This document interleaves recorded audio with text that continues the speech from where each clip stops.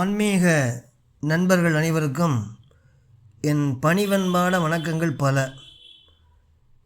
இன்றைய காணொளியில் பெருமான் இந்த பாட்டில் இறைவன் திருவடி மீது பற்று வைக்காமல் மகளிர் வலையில் அகப்பட்டு அறிவிழந்து பாவமே செய்கிறேன், இனி நான் என்ன செய்கிறது அப்படின்னு இறைவன்கிட்ட முறையிடுகிறார்.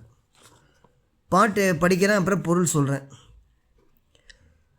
கற்று ஒளிகொள் உணர்வினோர் வேண்டாத இப்பெரும் கண்ம உடலில் பருவம் நேர் கண்டு அழியும் இளமைதான் பகல் வேடமோ, பொறை கடல் நீர் கொலோ கபடமோ, உற்றொளியின் வெயிலிட்ட மஞ்சளோ, வான் இட்ட ஒருவிலோ நீர்க்குமிழியோ, உலை அனல் பெற காற்றுள் ஊதும் துருத்தியோ, ஒன்றும் அறியேன்.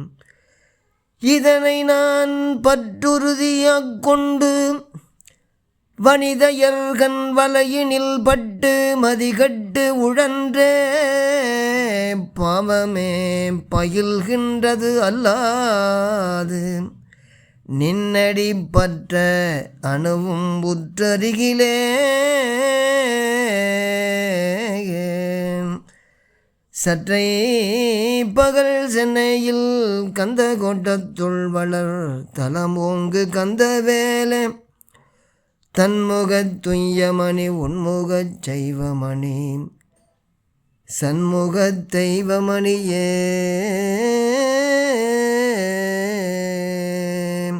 அப்படின்னு பாடி முடிக்கிறார்.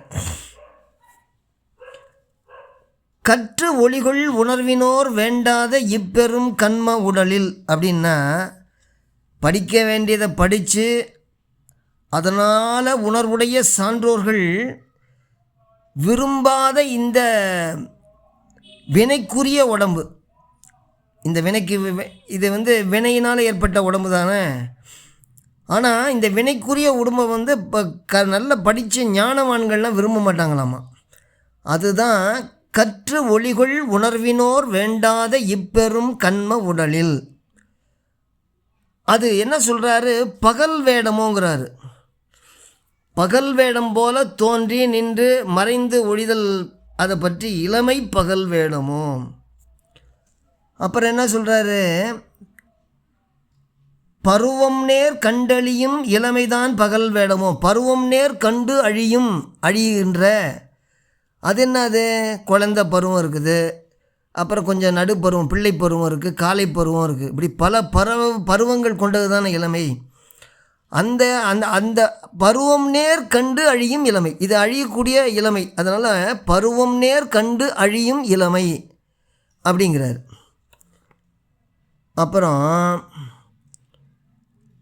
புரை கடல் நீர் கொலோ கபடமோ.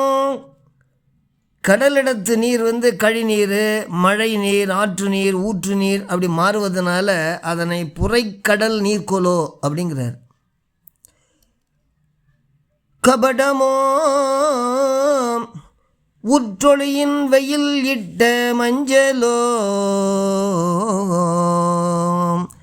வெயிலில் பார்த்தீங்கன்னா மஞ்சளை காய போட்டிருப்பாங்க.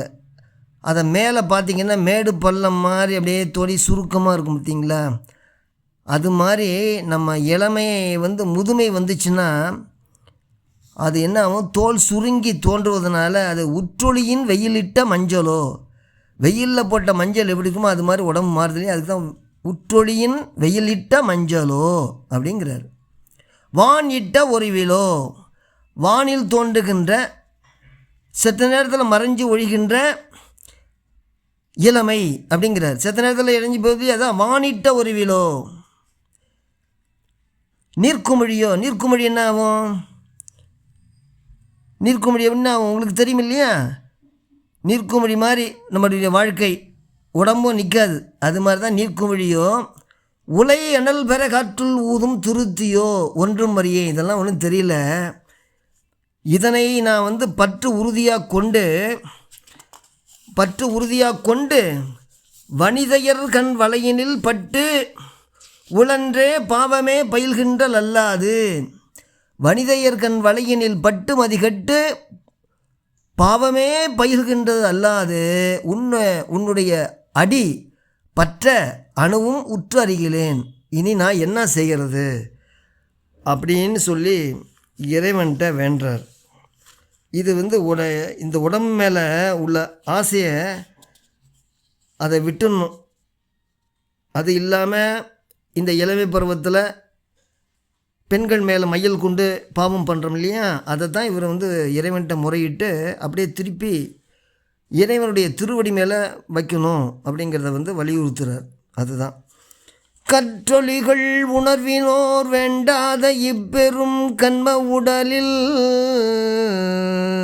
பருவம் நேர்கண்டழியும் இளமைதான் பகல் வேடமோம் புரைக்கடல் நீர்கொலோ கபடமோம் உற்றொளியின் வெயிலிட்ட மஞ்சளோ வாஞ்சிட்ட ஒருவிலோ நிற்குமிழியோம் உளையணல் பெறகற்றுள் ஊதும் துருத்தியோ ஒன்றும் அறியேன்.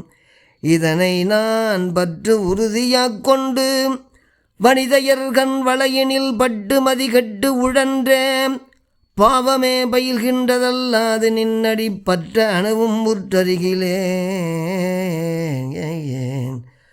அப்படின்னு சொல்லி முடிக்கிறாரு. அடுத்த காணொளியில் இன்னொரு பாட்டு, அது செல்வத்தோட இயல்பு, அதை எப்படி பற்றக்கூடாதுங்கிறத அடுத்த பாட்டில் சொல்கிறாரு. அடுத்த பாட்டை அடுத்த காணொளியில் பார்க்கலாம். வணக்கம்.